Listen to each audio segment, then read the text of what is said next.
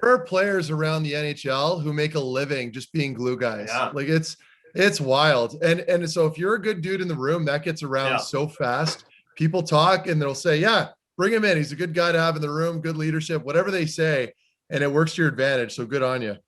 Yeah. You know what? When I was I interviewed Gallagher and he brought up the story, but I was in Montreal my last year there and I hurt my knee at the end of the year and I was like out of the lineup. I had like an MCL sprain. So I needed like 2 weeks. I needed to get like a knee brace and like just to stabilize whatever.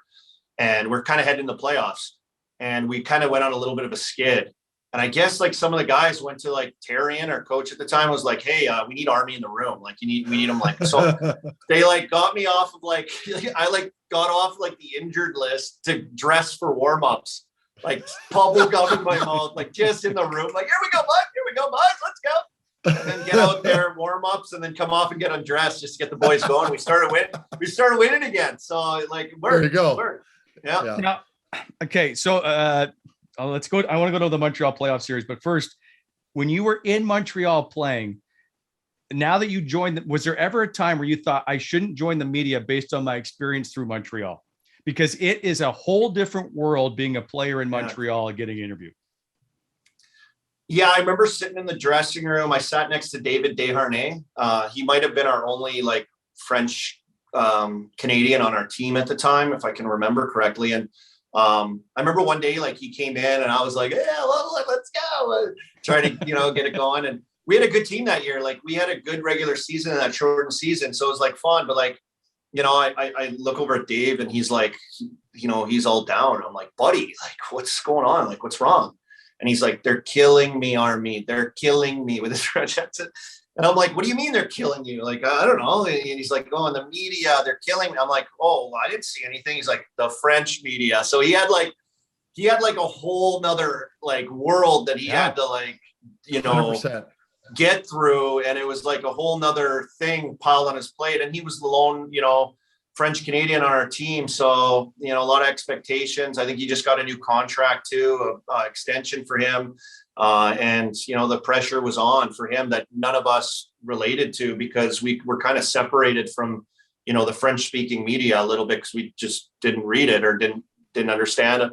So yeah, there's a certain pressure there. I think Toronto and Montreal, there's a certain pressure to playing there. And I think back on it now, like guys like Sundin or like Tucker or like, Wendell, like some of these guys that succeeded in those markets, had to, like how they handled it and how they got the personalities or types of players that could handle it and succeed is I think that's the recipe that I think those organizations look for and hope that they can get from a lot of guys and coming into that.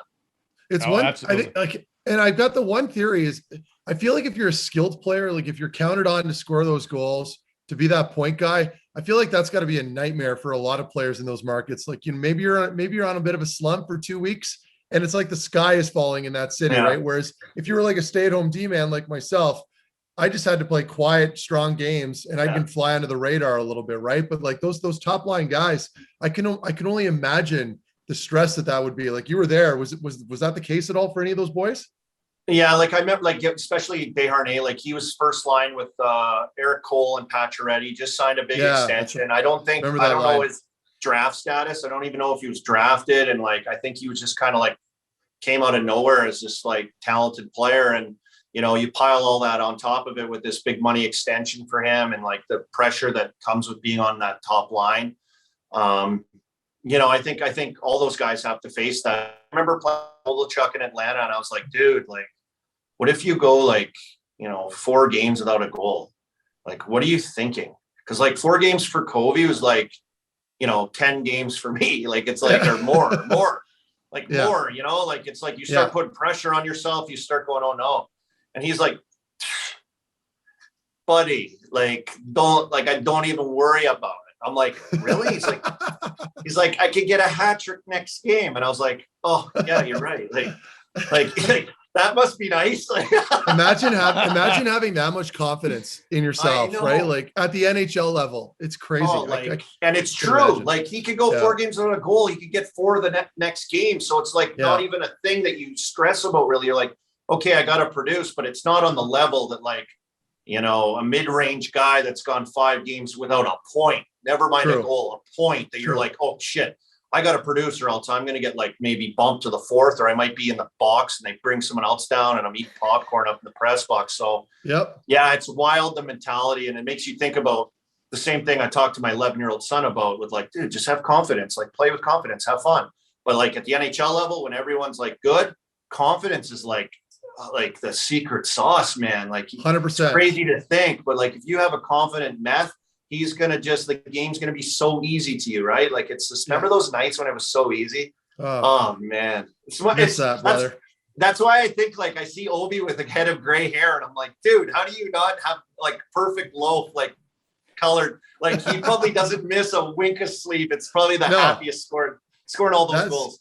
That's the difference, I find. Like you ever look at the skilled guys, like the high-end players, and those mid-range, like pluggers, hard workers, the high-end guys hardly ever stressed anything. Like I play with Mike Hoffman, for example, a little different. He's not like elite by any means, but he's a sniper, goal scorer. right? Like just walked around like nothing was bothering him in his life. Like he'd stroll in for a meeting last second, no big deal, sit right down like nothing went wrong. Or, it's a mindset, and you can't really teach it. You either have it or you don't.